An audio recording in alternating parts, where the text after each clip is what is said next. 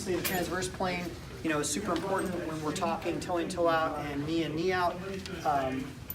But what I wanted to do real quick, let's do this. Let's have you put that on. So he's going to put on the walking test socket, and I want you guys to watch him don it. This was made to fit all together. This was the liner that's supposed to fit with this, and it's a walking test socket. He's not wearing a shoe because it's too hard to get into the shoe, but this will be a really good way of showing how it walks without a shoe, and we can tease out what's going on without having to twist one screw. So try to lock into it. Watch the pin, guys, in the bottom of the socket. It's a short pin. I had a regular short pin like this one here, and I can't get right to it at all. You know, you'd think, oh my God, this thing's small. Well, change this. So he's unscrewing the pin. He's got a longer pin. And it's. Now, so you notice with See the the short difference? pin, It's not about a that half an much. inch difference. Maybe a little less, but Probably a centimeter. I think Yeah, that's I mean, it's a metric setup. as small as it is, it blows my mind how quick this thing's gonna. So watch, really close. Listen. Got one. It's almost. Can't get A little to bit it. more. There it is. I love that clear that you Listen, can listen, see listen. through there. Two That's clicks right awesome. Listen. Okay. 4. 5, And this thing is. 6, 7. Look at the What it's bulging doing, at the it's top. drawing my leg. So as he pushes down, it mushrooms at the top and it won't let him in. But as that pin, once that pin gets locked in, it's elongating his tissue. It, literally, when he lifts up, the tension of the line at the end of the liner, because of the weight of the prosthesis, is literally stretching out his leg, and he's able to work So much thinner and more control. all the way down. So he's not even all the way The down. reason I'm not in a shoe, because he's got like a little bit more heel Okay, so because of my shoe, so I feel So like this walking is- tippy toe. right. Look at the Right there. chain. Look Alright, at so the these look are- at the these are- look at the way that residual moves up and down. You can see it in that clear socket. So this is a Yeah, pin it's- locking liner. I mean, look at that thing. It has some fabric at the That's bottom rad. to create a lack of that, but that's one of the nemeses of a below the knee pin locking leg, or an above the knee for that matter, is that pistoning effect. And you don't. What do you? We got another clip. What do you, 49. say again? 49. 49 years old. So, what are you experiencing when that happens? Right? Woohoo! This is his son, by the way. So, what are you experiencing when you lift up and push down? On this leg? Nothing. Actually, it's tight. It feels comfortable as I'll get out.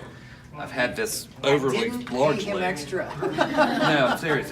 This leg here, and I know it's got a big head anyway, but this leg was a shot from the get-go. When he built it, he told me, run back, we're fixing to open this big company, no names, and it wasn't right from the get-go. So I've been walking around with a leg probably 9 mils bigger than I should have to start with. And nobody could ever fix So when you say mils, he's thinking, you know, Thickness. right? And I'm not in y'all's that's class. like plastics talk, right? When you talk about a micron, millimeter, Yeah, it's super minimal. So when we're talking, it's one ply socks, like sock ply, right? So Let's easily start out at 9 in the morning and then 12, 13, and up. So I let's know what I did. let's give them the reality of how this went. You and I fit the first test socket, and how many ply fit was it? The first version of this. Oh, I don't remember. It was like 15. Yeah, it was huge.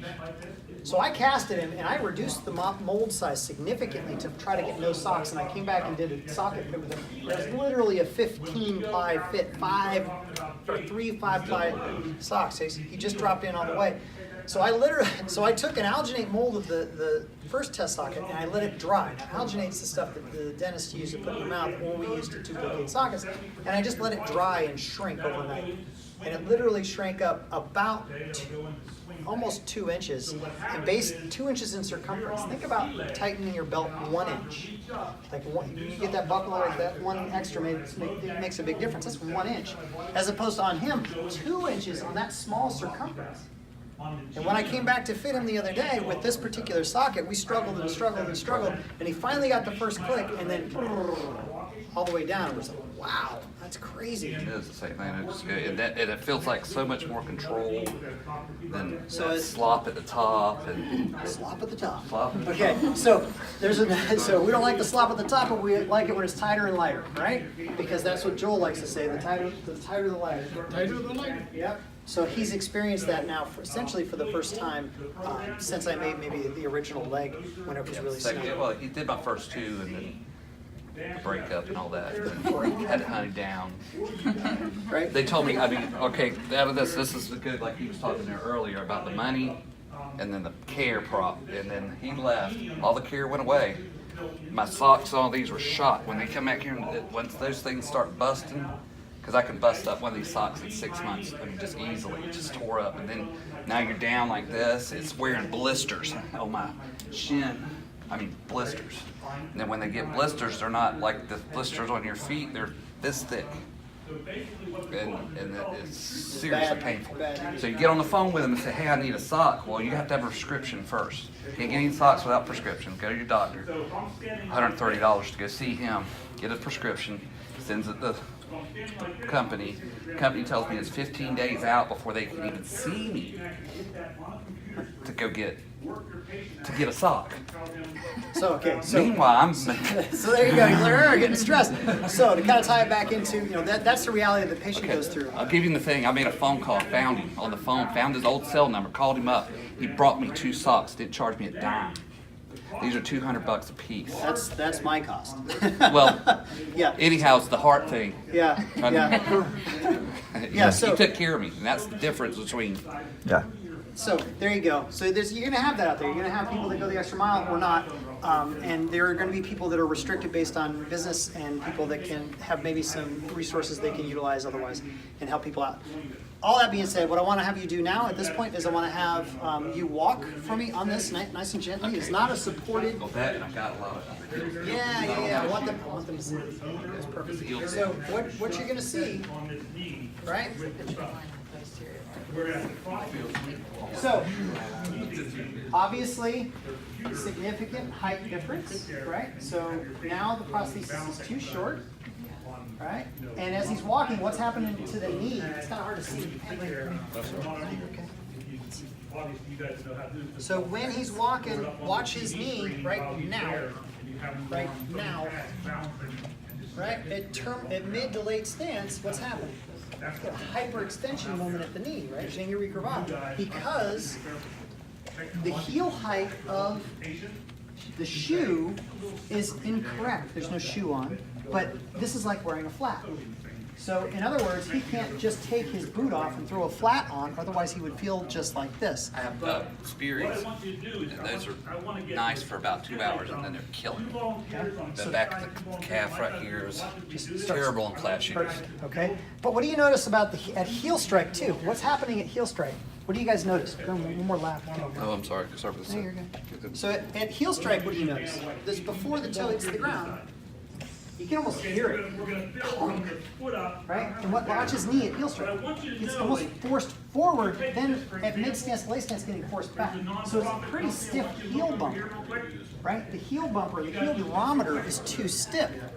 So as this patient continues to walk, yeah, there's a little inside. You can make it longer by adding tubing onto it. But what's so crazy is the This is a borrowed foot. So this is a test socket foot out of my trailer that I've just basically thrown on him. So now what I'm going to do real quick is I'm going to make an adjustment to the angle. Okay. Now I can do it at the top or the bottom, but right now it's a foot problem, so I'm going to do it at the bottom. Okay. And I'm going to break the tension, and you guys are going to see this more up there. Okay. And I'm going to dorsiflex the foot. See what just happened? Oh, that feels. He already said it. I can feel it all coming off my calf. Right. Like, So it was overstretching his calf, which obviously we don't want to do. So when you tighten the front, it puts them into more dorsiflexion. Yes, exactly. It tightens that angle. When you tighten a screw, it tightens that angle. Yeah.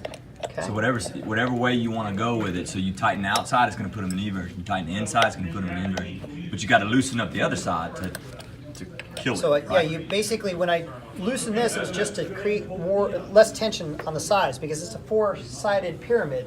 So I got to loosen it up. All right. So at this point, you should be closer. Oh, it feels But technically, you're not supposed to do that. You're not supposed to do that. We're not That's my supposed to job. do that. But you need to understand it, right? Tighten that up. So still short, Oh obviously. yeah, okay. If I take the shoe off, it'd be probably I better. would just go. It feels so much better. Okay, so just roll over, but still clunky. Clunk, clunk, clunk, clunk. Stiff heel, right? Too stiff of a heel, and that's the type of foot this is. It's not a super accommodating foot. So what I'm going to do right now, super quick and easy way of doing this. Okay, why is it different screwed in? Put your hand on my shoulder, please. Because you can adjust. Lift up off of it slightly. You can adjust for eversion, inversion, All right. flexions. Not going too far. So basically, I'm lengthening the leg, but I'm going to do something just to mess with us. Okay, so So that should be closer on the height, right? Much closer on the height. So Feels we're good. I just drop the foot down a little bit, telescope the pylon, but I just externally rotated the foot. right now, what do you think it has too much of? But it's a pretty close match, actually, just watching, but a little bit. But if you look at that left foot, it's a little external. But what would happen as a result if I externally rotated the foot? What does that affect? It affects where the heel is underneath and where the toe is, right? And in the transverse plane, where you see the effect the most is a terminal stance. What they'll end up getting, and I'm going to do it to this one, what they'll end up getting is a valgus moment at the knee. So I'm going to actually, now who's going to, You guys can look over and look at the mounting bracket. Okay. What's the difference between this one? so that's a lot of adjustment in my world, right? He's Yeah, all, it was way "Uh-huh." out. It was really toey. Okay. A lot So of toe. now, careful, super careful, okay? Don't we have like bare valgus and hip, right? I mean, don't we have some That's actually version? better So that varus and valgus at the knee. It's not nearly as much varus straight total. because I moved the foot laterally, but I toed it out. So what I was trying to create is if he's coming off his pinky toe in late stance, I moved the foot over. I did this change here, so I brought the foot over, and then I externally rotated the toe. So as he came off the pinky toe, what I wanted to create, maybe I can do more of it, is, let's do external rotation. Put your hand on my shoulder. I want to create a valgus moment, not because it's the right thing to do, lift up, but because I want to show you what happens.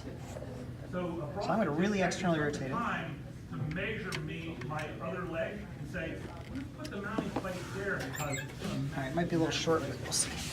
Okay. Okay, there we go. All right, so as he walks past it, he's basically rolling, it's too far externally rotated, and right? So his knee almost goes into valgus at terminal stance. But not quite, he's still protecting himself from it nicely. But you can see the effect of just internally and externally rotating the foot. You can create that late stance problem especially, where it hits the pinky and it rolls them in, and it rolls their knee in. But he still goes into varus. He was just creating that right there at mid stance. All right, so that being said, I have a question regarding that with like the heel whip stuff. So if they had a really big medial heel whip, could you adjust the foot so it's all from the knee. A whip is always from the knee. foot shell on it. Yeah, the whip is always coming from the prosthetic knee. So if he's got a whip, it's coming from his body, right, as a BK amputee. So when you have a test question that says whip, if they're referencing a below the knee amputee, I don't know who wrote the test question because it doesn't make any sense. you can only fix an above knee? Yeah, heel whip? whips are referencing the prosthetic knee joint. So Well, then- since A whip, in that case, that's more us versus changing the prosthetic. It's something biological. right, exactly. Yeah, anatomical that we're not going to be able to change. So he's probably now too short. Yeah, a little bit too short. So let's do a really strong varus moment. So you'll see the difference between, actually, you know what, maybe just the opposite. I want to see if I can get you to actually go into valgus. Is your knee, you're all right, right? You're not hurting anywhere? Nah. you had the key. So if I want to add up this leg, okay, here's the socket right here, and I want to bring the leg. All right, so that's even that much more. So a little hyperextension there. Is it getting a valgus more? Way down there, you see any valgus? See how much further he had to lean in just to be able to see that? So from the side, you won't get any of it. He's taking the video, which is in the perfect position. It's pretty neutral. So really, does it feel okay? Yeah. So he's not going into valgus. I'm trying to get valgus, but I haven't got the foot far enough out to the right. So it's not outset yet. It's still inset in comparison to where it should be. So I'm going to go one more time. I'm going to try it. Let's see if we can get stuff. Yeah. Before we do that, how are you going to tighten that screw when all things are already tight? So, I'm going to max it out. See what we can get. Do all or? Yeah, leave that one. So a couple things you have to do. We won't talk about it too much. It's not as important. But if I want to turn this one full turn of the wrench, All right. I got to loosen this one full turn so I can get Feeling that it? up.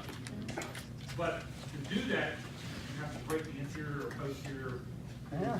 That's pretty good. Still not, it's not going into hard valgus. Okay, so I'm trying to create it, but it's not quite there yet. So I'm running out of adjustment.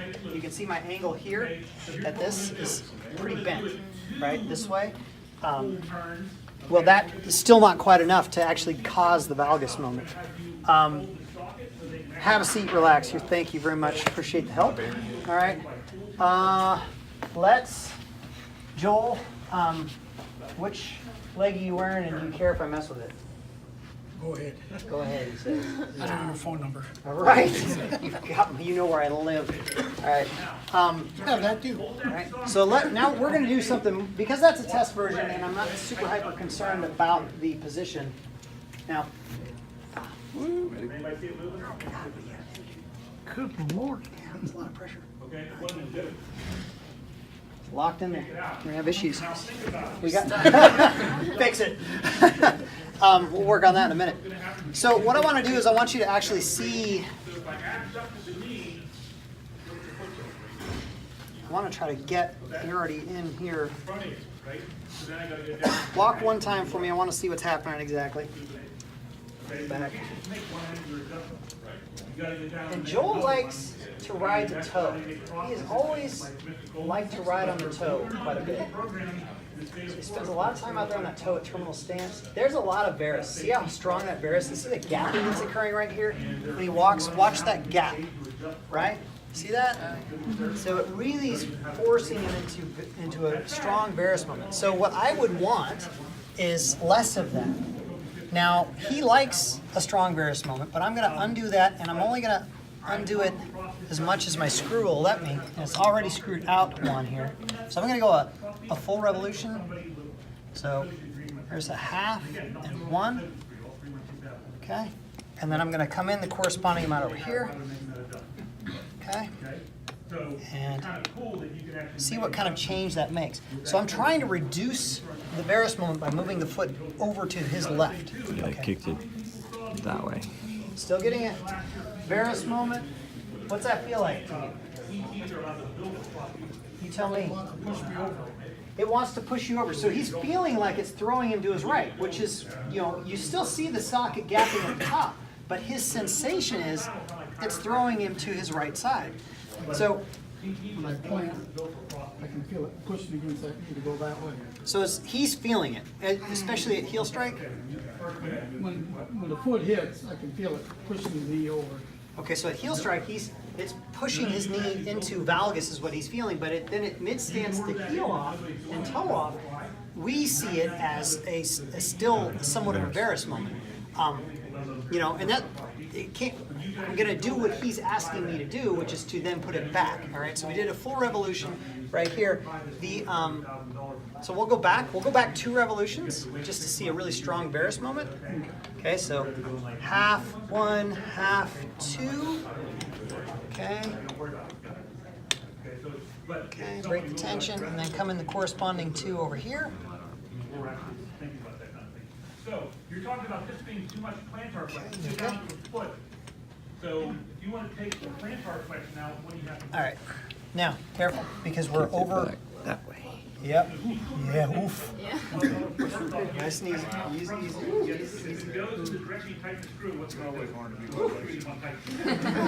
The front. All right.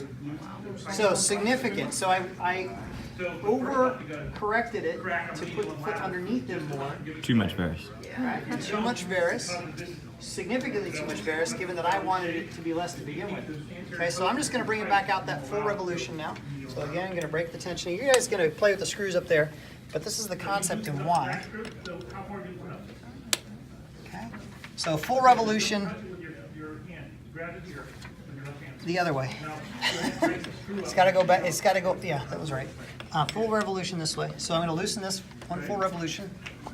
Half one. That should be really close to where we were when he came in here. Now the problem is that it's never perfect, and Joey will attest to don't mess with my screws. All right, let's take a lap. So how's that feel? Pretty close to normal. So, one thing we didn't mention, so he's got a bit of Trendelenburg going, so he's got the lean to the side. What also, give me a real quick history about your back. 2 steel rods in my back. From where They fused 8 through number 4 all together. T8 to L4. And I got a rod in my right leg. So, wow, right? So that's just stuff when you're doing your history on the person, you're going to have to kind of understand he does not have anywhere close to the standard range of motion in his spine that you or I do, you know, the normal person does. So that was a result of a trauma, right? There's a wall that fell on you. Yeah. A wall fell on you. 30 foot long, 10 foot tall, 2x6 constructed garage wall. 2x6. Caught it. I got it. Okay, so, and that was before or after you're an MT? That was before. Before, but not a long time before. Back in 2007. So, and you've been an Years MC, 2010. all right, so 3 years later. Yeah, I remembered that once you said it, I was like, oh, that was a big deal that happened, obviously. So, bunch of history on him. Let's.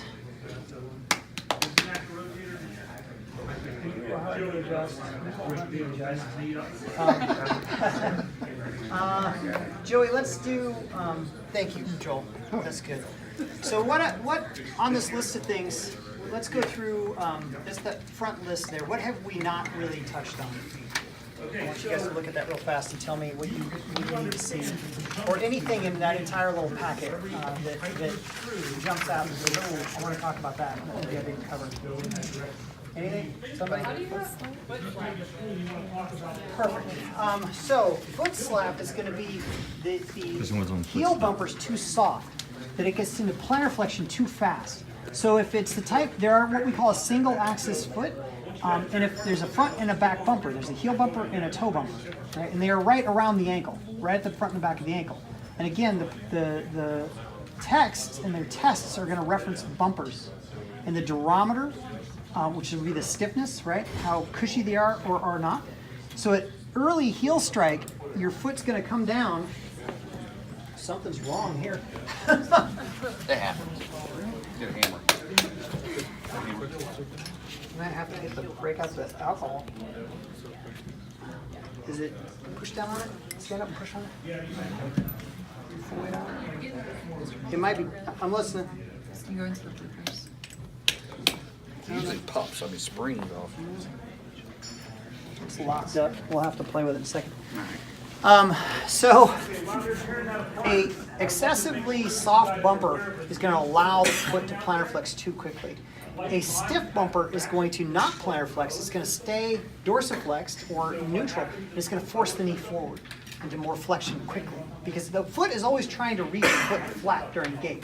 It's always trying to reach its most stable position, which is foot flat on the ground. So if it's like this, and it's a really soft bumper, that toe's going to come down very quickly and slap the ground, just as if the person didn't have good, strong anterior muscles in the shin. Okay, any other questions? What's drop in the Say again. drop in the end stance? Drop, so read it again. It just says drop in at end stance. Drop in, so it's probably not enough plantar flexion. It's like they're falling in. So if you can imagine, like Joel's foot that was broken, where it dove away. So it would be too much dorsiflexion. So I'm holding my foot into dorsiflexion. So if the amputee was having that happen, it's going to basically fall, have them dropping into a hole. That, or if that's a terminal stance. That can happen at early stance as well because the entire prosthesis is too short. So if the prosthesis is too short, they're going to look like they're walking into a hole. Joel likes his leg a little bit shorter than I like it. Same with Joey. He's on the phone. Joey wears his prosthesis shorter than I want him to. He's busy with it. So we'll have him walk in a little bit. But a lot of above the knee amputees want their leg a little bit shorter because they want to be able to clear it easily. So Joey, if you wouldn't mind walking. Oh shoot.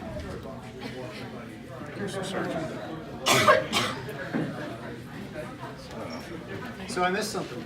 We have a patient and I need to go fit a shrink around. Where's the shrink?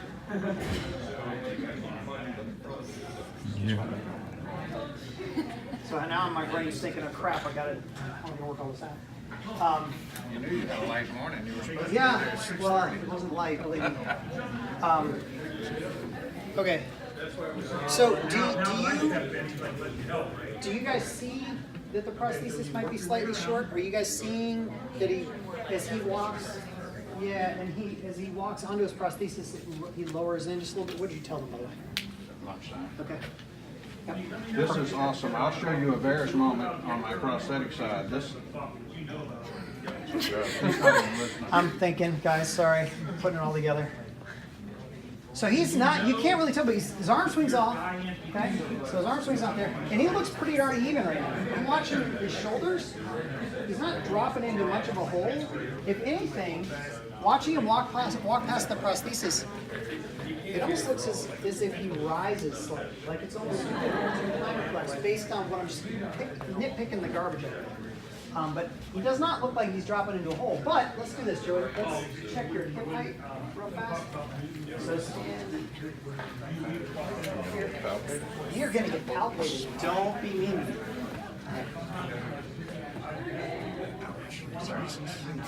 You got a little cushion I got to get through. So it's actually, if you look at my fingers right here, I'm sorry. I'm gonna smack you. Easy. All right, so that is a little bit low, but not much. Did we raise your leg up recently? No. It seems like it's taller than I would normally have Got a it. mind of its own. It does. It's Yeah. changing at night. I had a really big Varus moment a while ago on this side. Now he's He listening. can. You can get a Varus moment as an AK. It's just not going to occur at the knee. It's going to occur at the side, right? So it would be coming in here. So the foot would be too far out and you're leaning in. That's a Varus moment. Okay, now Varus may not be the right Vera. It's like when you're referencing the hip. It's not Varus, it's Vera, Coxavera. Yeah, so it would be a Vera moment, right? As opposed to a Vera, or valgus, valga moment? Okay. Where if the foot was too far under, and that's not an uncommon thing where the foot is significantly under. Dr. Love is doing that right now. That his setup, that foot is too far underneath him. And it's leaning hard out to his amputated side. So that will be a Vera moment. Vera moment. Okay, so at this point, you're not allowing me to mess with it. Can we take your left shoe off? Make the prosthesis too tall. So he wears flats. So now we got a little bit longer right leg than left. Go ahead and take a walk and see if you see it in his shoulders. Woo. So stub his toe immediately. Now, yeah, and what did it do, guys? He stubbed his toe. It went stiff. He drug it through and planted it. He did exactly what it worked flawlessly. If he was on a non-microprocessor knee, that probably would have folded up. And probably would have fallen. Yeah. You would have fallen if you didn't have. So watch what he does. Watch his left heel, guys. Watch his left heel. What's he doing? He's vaulting, right? He's vaulting on his left toe to clear the prosthetic foot. So immediately started to compensate. Is he hip hiking? Is he circumducting? Is he doing any of that? not as much, right? So primarily, now he's really showing off for us. So he's really pushing the toe into the ground and really clearing. Are you intentionally doing that now to do that, or is it just you're just doing it? Yeah. No, I'm just, you think that you don't want to stub your toes, so you compensate, no doubt. Okay. So his arm swing definitely is getting less rhythmic. Okay, so he's staying stiff that way. You all right? So he's got bad shoulders as well. All right, so let's. Dr. Love, we got to switch soon.